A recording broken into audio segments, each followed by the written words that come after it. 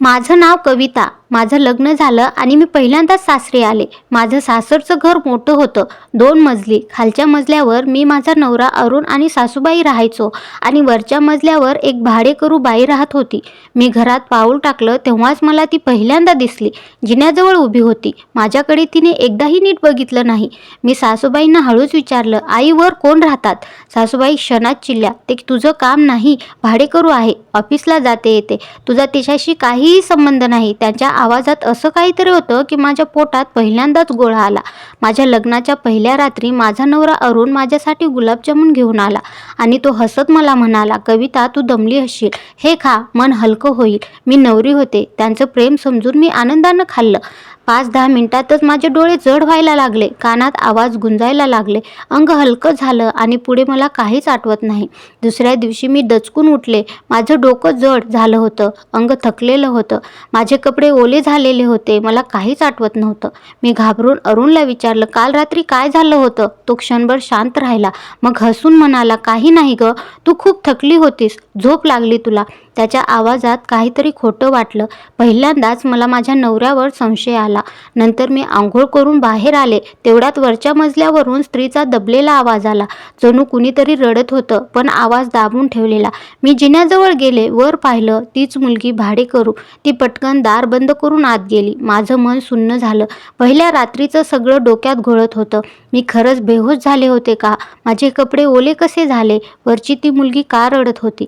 दिवसभर मन अस्वस्थ होतं. अरुण मात्र नेहमीसारखा वागत होता, जणू काही घडलंच नाही. संध्याकाळी तो पुन्हा आला. कविता, आज तुझ्यासाठी खास जलेबी आणली आहे, तो हसत मला म्हणाला. मी त्याच्याकडे पाहिलं. पहिल्यांदाच मला त्याचं हसू बनावट वाटलं. मी मनात ठरवलं, आज मी ही जलेबी खाणार नाही. मी निमित्त केलं, आज पोट जरा दुखतं, नको खायला. तो क्षणभर गडबडला, पण लगेच सावरला. ठीक आहे, तू आराम कर. त्या रात्री मी पूर्णपणे शुद्धीत होते. रात्री झोपायचं नाटक केलं, डोळे मिटले, श्वास हळू केला, पण मी पूर्ण जागी होते. साधारण रात्री 12 वाजता मला हालचाल जाणवली.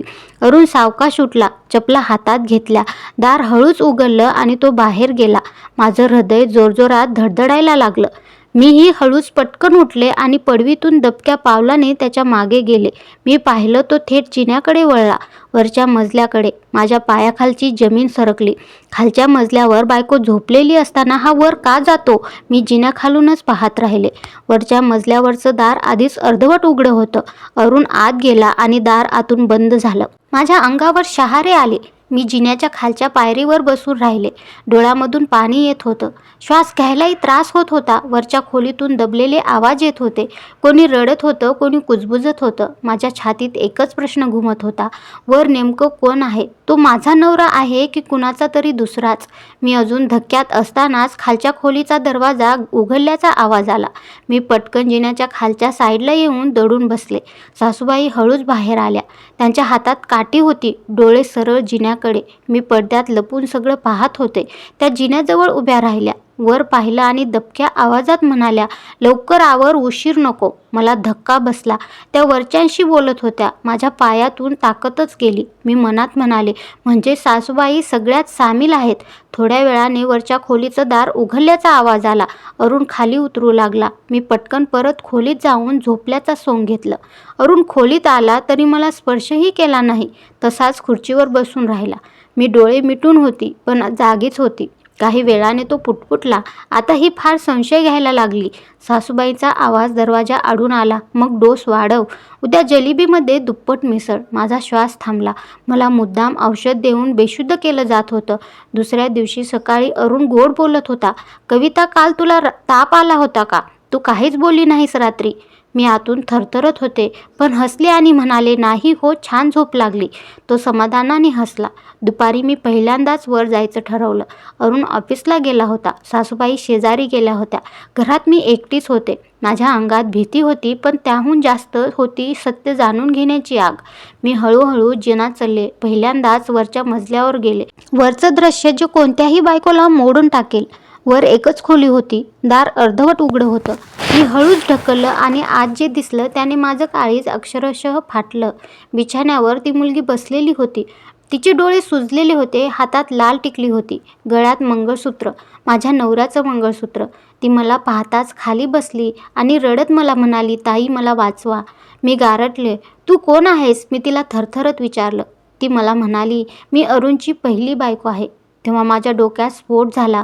मग मी कोण आहे? ती रडत मला म्हणाली, तुम्ही दुसऱ्या नंबरची आहात. मी अरुणची पहिली बायको आहे हे वाक्य ऐकताच माझ्या पायाखालची जमीन सरकली. मी भिंतीला टेकले, नाहीतर तिथेच कोसळले असते. मग तुम्हाला इथे का ठेवण्यात आलं? मी थरथरत विचारलं. आता ती मुलगी माझ्यासाठी ती नाही तर एक पीडित बायको होती. ती रडत मला म्हणाली, कारण मी मेल्यासारखी जिवंत आहे ताई. ती रडत मला म्हणाली, माझं आणि अरुणचं लग्न 10 वर्षापूर्वी झालं. पहिले 2 वर्ष ठीक होते, पण नंतर मला मूल झालं नाही. तेव्हापासून सासूबाई बदलल्या. दररोज टोमणे, शिव्या, उपास, मारहाण. माझ्या अंगावर काटा आला. ती पुढे म्हणाली, एक दिवस अचानक मला इथे वरच्या खोलीत कोंडलं. सगळ्यांना सांगितलं तिला वेड लागलं. हॉस्पिटलमध्ये ठेवलं आहे. मी हादरले आणि अरुण ती डोळे खाली घालून म्हणाली, तो आईच्या पुढे काहीच नाही. मी विचारलं, आणि मग माझ्याशी त्याने लग्न का केलं? ती कडू हसली आणि म्हणाली, कारण त्यांना वंश हवा होता आणि घराला सून हवी होती जिच्यावर कोणी संशय घेणार नाही. माझ्या डोळ्यात पाणी आलं. मग मला बेशुद्ध का करत होते? तेव्हा ती थरथरत म्हणाली, कारण मी अजून पूर्णपणे जिवंत आहे ना. तू जर शुद्धीत राहिली असतीस तर वर काय चालतं ते तुला दिसलं असतं. इतक्यात आवाज आला, टक टक टक. आम्ही दोघीही थिजलो. ती घाबरून माझा हात पकडून म्हणाली, ताई खाली जा, नाहीतर आज तुम्ही पण इथेच अडकून पडाल. माझा श्वासच अडकला. दरवाजाचं हँडल हललं. कोणीतरी बाहेरून दार ढकलत होतं. ती घाबरून मला म्हणाली, आई आली आहे. सासूबाई वर आल्या. मी पटकन पडद्यामागे लपले. त्यांनी दार उघडलं. सासूबाई आत आल्या. त्यांच्या चेहऱ्यावर चिडचिड होती. काय कुजबूज चालली? त्या ओरडल्या. ती मुलगी दबक्या आवाजात म्हणाली, काही नाही, मला ताप आला. सासूबाईंनी तिला जोरात कानशिलात मारली. खोटं बोलतेस. माझ्या अंगावर काटा आला. तेवढ्या सासूबाईंची नजर चुकून माझ्याकडे आली. पडद्यामागून माझा पदर हलला. त्यांनी पाहिलं. क्षणभर त्या स्तब्ध झाल्या आणि पुढच्या क्षणी किंचाळल्या, ही वर कशी आली? ही वर कशी आली? सासूबाईंचा तो आवाज अजूनही माझ्या कानात घुमतो. मी पडद्यामागे थरथरत उभी होते. पहिली बायको घाबरून खाली मान घालून उभी होती. सासूबाईंनी खोलीकडे नजर फिरवली. मजल्यावर माझ्या चपला दिसल्या. त्या थेट माझ्यापर्यंत आल्या आणि माझा हात जोरात ओढला. खाली चल, आत्ताच्या आता. त्यांच्या डोळ्यात राग कमी आणि भीती जास्त होती. खाली येताना माझं पूर्ण अंग थरथरत होतं. जिन्यावरून खाली उतरताना माझे पायच माझं ऐकत नव्हते. मी एकदाही मागे वळून पाहिलं नाही, कारण मला माहिती होतं मी पाहिलेलं सत्य आता लपणार नाही. खाली अरुण आधीच बसलेला होता. तो ऑफिसवरून आलेलाच होता. तो हॉलमध्ये बसून होता. मी त्याच्याकडे पाहिलं. त्याने माझ्याकडे पाहिलं. पहिल्यांदाच त्याच्या डोळ्यात अपराधीपणा स्पष्ट दिसत होता. सासूबाईंनी थेट तलवारीसारखा प्रश्न विचारला, वर काय पाहिलंस? मी थोडा वेळ शांत राहिले. मग हळू आवाजात म्हणाले, तुमची दुसरी सून. हॉलमध्ये एकदम शांतता पसरली. अरुण अचानक उठून उभा राहिला. कविता, मी तुला सगळं सांगणारच होतो, पण योग्य वेळ येऊ देत होतो. मी थरथरत म्हणाले, मला बेहोश करून. तो खाली मान घालून उभा राहिला. सासूबाई मध्येच उसळल्या, तुला जास्त शहाणी बनायची गरज नाही. पहिल्यांदाच मी सासूबाईंना थेट बोलले, मी शहाणी नाही, फसवलेली बाई आहे. तो शब्द माझ्या तोंडातून अनायासे बाहेर पडला. सासूबाई काही सेकंद गप्प. खरं वास्तव बाहेर पडलं. सासूबाई थंड आवाजात म्हणाल्या, पहिल्या सुनेला मूल झालं नाही म्हणून तिला वेगळं ठेवलं. लोकांना काय सांगावं म्हणून दुसरं लग्न केलं.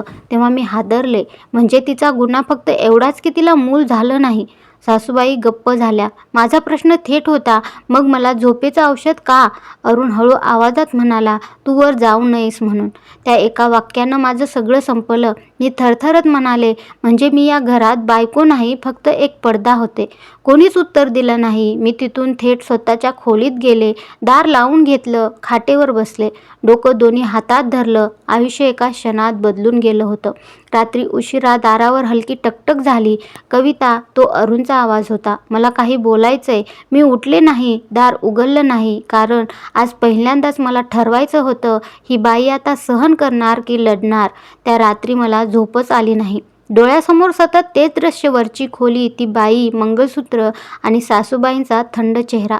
सकाळ झाली तरी मन जडच होतं. अरुण काही बोलेना. सासूबाई माझ्याशी अजिबात बोलल्या नाहीत. घरात एक वेगळा स्थान होता. पहिल्यांदाच माझ्या मनात ठळक निर्णय आला, आता गप्प बसायचं नाही, आईवडिलांना सगळं सांगायचं. दुपारी सासूबाई झोपलेल्या होत्या. अरुण बाहेर गेला होता. मी शांतपणे मोबाईल उचलला आणि आईला फोन लावला. फोन उचलताच आईचा साधा प्रश्न, आणि मी कोसळले. कविता, काय ग? आवाज असा भरला भरला. मी काही क्षण बोलूच शकले नाही. घसा भरून आला. मग एकदमच शब्द बाहेर पडले. आई, माझं आयुष्य खोटं निघालं. आई दचकली. काय झालं बाळा? नीट सांग. मी सगळं सांगितलं. एकदम ओघात. वरील खोली, पहिली बायको, औषधं, बेशुद्धपणा आणि सासूबाईंची भूमिका. आई पूर्ण गप्प झाली. मग फक्त एवढंच म्हणाली, तू तिथे अजून आहेस? मी हळूच म्हणाले, हो. तिचा आवाज कडक झाला. तू आत्ताच तिथून बाहेर निघ. एकटीही आलीस तरी चालेल. त्या शब्दांनी मला पहिल्यांदाच आधार दिला. लोक काय म्हणतील? लग्न मोडल्यावर नाव खराब होईल. हे सगळे विचार पहिल्यांदाच मागे पडले. आई म्हणाली, बायकोची इज्जत घरात सुरक्षित असेल तरच संसार करायचा असतो. संध्याकाळी बाबांचा फोन आला. बाबा फार शांत माणूस. ते फक्त एवढंच म्हणाले, तू तिथे सुरक्षित नाहीस. उद्या सकाळी मी स्वतः येतो. माझ्या छातीत धडधड वाढली. त्या रात्री सासूबाई खोलीत आल्या. फोन कोणाला केला तू? त्यांनी संशयाने मला विचारलं. मी थेट उत्तर दिलं, माझ्या आईवडिलांना. त्यांचा चेहरा बदलला. घरातले प्रश्न घरातच सोडायचे राहतात. त्या कडक स्वरात मला म्हणाल्या. मी पहिल्यांदाच ठाम आवाजात बोलले, माझा प्रश्न या घरात सुटलेलाच नव्हता. तेवढ्यात आला अरुण. मध्येच बोलला, कविता, थोडा वेळ दे. मी सगळं नीट करतो. मी त्यांच्याकडे पाहिलं आणि म्हणाले, तुझ्याकडे 10 वर्ष वेळ होता, माझ्याकडे नाही. तो काहीच बोलू शकला नाही. त्या रात्री मी मनात ठरवलं, उद्या मी या घरातून बाहेर पडणार. समाज काहीही म्हणो, पण मी आता शांतपणे फसवली जाणार नाही. सकाळी 6 वाजताच माझी झोप उडाली. छातीत धडधड. डोक्यात फक्त एकच विचार, आज आईबाबा येणार. सासूबाई स्वयंपाकघरात होत्या, नेहमीसारख्याच. पण त्यांच्या हालचालीत आज घाई होती. अरुण चहाचा कप हातात घेऊन बाहेर बसला होता. त्याची नजर माझ्याकडे जाण्याचं टाळत होती. घरात शब्द नव्हते, फक्त ताण होता. सकाळी 10 वाजता दार वाजलं. टकटक. माझं काळीज जोरात धडधडलं. मी धावतच दार उघडलं. समोर आईबाबा उभे होते. आईने मला पाहताच मला जवळ ओढलं. तू बारीक झालीस ग. बाबा मात्र घराकडे शांत नजरेने पाहत होते. जणू सगळं ओळखूनच आले होते. हॉलमध्ये सगळे समोरासमोर बसले. मी, अरुण, सासूबाई, आई, बाबा. काही क्षण कोणीच बोललं नाही. मग बाबा हळू आवाजात म्हणाले, कविता, जे सांगते ते खरं आहे का? सासूबाईने लगेच उत्तर दिलं, घरातल्या गोष्टी बाहेर सांगायच्या नसतात. बाबा थेट बोलले, मग घरात चुकीचं असायलाच नको. बाबांचा सरळ सवाल. ते अरुणकडे पाहून म्हणाले, तुझं पहिलं लग्न झालं होतं का? अरुण गप्प. त्याचा हा गप्पपणा सगळ्यात मोठं उत्तर होता. मी म्हणाले, ती अजूनही वर आहे बाबा. आईचा हात थरथरायला लागला. जिवंत असताना जगात नसल्यासारखं आईच्या तोंडून शब्द बाहेर पडले. सासूबाईंचा खरा चेहरा समोर आला. त्या थंड आवाजात म्हणाल्या, मुलगा म्हणजे वंशाचा दिवा. पहिल्या सुनेला ते जमलं नाही म्हणून दुसरी आणली. आई तडक उठली. आणि माझी मुलगी खेळणं आहे का? आईचा पहिला आक्रोश. तिला औषधं देऊन बेशुद्ध केलं. तिच्या शरीरावर हक्क गाजवायचा, पण सत्य कळू द्यायचं नाही. सासूबाई काही बोलल्याच नाहीत. बाबांचा अंतिम निर्णय. बाबा शांतपणे उभे राहिले. कविता आज आमच्यासोबत जाणार. सासूबाई लगेच म्हणाल्या, लग्न म्हणजे खेळ नाही. असंच उठून जायचं नसतं. तेव्हा बाबा ठामपणे म्हणाले, मुलीचं आयुष्य मोडलं ते खेळ नाही का? अरुण पहिल्यांदाच हलला. तो उठून उभा राहिला. कविता, एक संधी दे. मी थेट डोळ्यात पाहून म्हणाले, तू मला बेशुद्ध करून जगलास, आता मला शुद्धीत जगू दे. तो खाली मान घालून बसला. मी घरातून बाहेर पडले. मी माझी छोटीशी पिशवी उचलली आणि आईबाबाच्या मागे चालू लागले. उंबरठ्यावर थांबून एकदाच मागे वळून पाहिलं. ते घर, ते नातं, तो नवरा, सगळं तिथेच थांबलं. पण वरची ती बाई. दाराबाहेर पडतानाच माझ्या कानावर सासूबाईंचं वाक्य पडलं, ती वरच राहील. मी क्षणभर थांबले. आईबाबांसोबत मी बाहेर पडले खरी, पण मन मात्र अजूनही वरच्या त्या बाईकडेच अडकलं होतं. गाडी पुढे जात होती. घर मागे पडत होतं, पण तिचे डोळे माझ्या डोळ्यासमोरून जात नव्हते. मी अचानक बाबांना म्हणाले, गाडी थांबवा बाबा. बाबा गडबडले. काय झालं? मी थरथरत म्हणाले, मी तिला तिथे सोडून जाऊ शकत नाही. आई गप्प झाली. बाबा काही सेकंद विचारात पडले. मग गाडी वळवली थेट पोलीस स्टेशनला. तो माझ्या आयुष्यातला सगळ्यात भीतीचा उंबरठा होता. पोलीस स्टेशन म्हणजे आजवर मी फक्त चित्रपटात पाहिलेलं ठिकाण. दारात उभी राहूनच माझे पाय थरथरत होते. आईने माझा हात घट्ट पकडला. तू एकटी नाहीस. ड्युटीवरचा तो पोलीस माझ्याकडे पाहून म्हणाला, काय तक्रार आहे? माझा आवाज पहिल्यांदाच फुटेना. मग मी हळूहळू बोलू लागले, माझ्या नवऱ्याच्या घरात एक बाई बेकायदेशीर ठेवलेली आहे. तिला बाहेर येऊ दिलं जात नाही. तो पोलीस अचानक सावरला. नेमकं काय प्रकार आहे? त्याने पेन उचलत विचारलं. मी सगळं सांगितलं. पहिलं लग्न, वर बंद ठेवणं, औषधं देऊन मला बेशुद्ध करणं. आणि मुलासाठी दुसरं लग्न. पोलीस पूर्ण शांतपणे ऐकत राहिले. आई कधी मध्येच रडायची तर बाबा फक्त मान खाली घालून बसले होते. पोलिसांचं ते एक वाक्य आणि माझ्या अंगावर शहारा. त्यांनी पेन ठेवून म्हटलं, "ही तर गुन्हा आहे मॅडम." तो शब्द गुन्हा पहिल्यांदाच ठळकपणे ऐकला. माझा हात पुन्हा थरथरायला लागला. पण मी त्या घरात सून आहे. पोलिसात गेली तर समाज काय म्हणेल? पोलीस सरळ म्हणाले, "समाज उद्या बोलेल, पण आज कोणीतरी तिला वाचवायला हवं." मी थरथरत सही केली. कागदावर सही करताना हात थरथरत होता. ती सही म्हणजे माझ्या जुन्या आयुष्यावरची रेघ होती. पोलीस उठले. "आम्ही आत्ताच चौकशीला जातो." माझं काळीज जोरात धडधडायला लागलं. आईने माझ्या खांद्यावर हात ठेवला, पण त्याचवेळी माझ्या मोबाईलवर कॉल आला. मी पाहतच राहिले. पोलीस म्हणाले, "घ्या, स्पीकरवर घ्या." मी कॉल उचलला. अरुणचा घाबरलेला आवाज, "कविता, तू पोलिसात गेलीस का?" मी काही बोलले नाही. तो घाबरून म्हणाला, "तू असं करू नकोस. आई आजारी आहे. ती बाईसुद्धा आजारी आहे." मी पहिल्यांदाच ठाम आवाजात म्हणाले, "ती आजारी नाही, तिला आजारी केलं गेलंय." फोनच्या दुसऱ्या बाजूला पूर्ण शांतता पसरली. पोलीस फक्त एवढंच म्हणाले, "आम्ही येतो." आणि फोन कट झाला. पोलीस, मी, आई, बाबा तिघंही त्या घराकडे निघालो. गाडीत पूर्ण शांतता होती. फक्त इंजिनचा आवाज आणि माझ्या छातीतली धडधड. माझ्या डोक्यात एकच प्रश्न, ती बाई अजून जिवंत असेल ना? घरासमोर पोलीस गाडी थांबली. तेच घर, तेच दार. पण आज मी त्याच दारातून बायको म्हणून नाही तर तक्रारदार म्हणून जाणार होते. पोलीस पुढे गेले. दरवाजाची बेल वाजली. टक टक टक. दार सासूबाईंनी उघडलं. पोलीस पाहताच त्या क्षणभर गार झाल्या. "काय काम आहे?" पोलीस सरळ म्हणाले, "घरात एक बाई बेकायदेशीरपणे डांबून ठेवली आहे, अशी तक्रार आहे." सासूबाई लगेच चिडल्या, "खोटी तक्रार आहे ही. ती आमची सून आहे. तिला वेड लागलंय." आणि तेव्हा मी पुढे आले, "वेड तिला नाही, तुमच्या घरातल्या सत्याला लागलंय."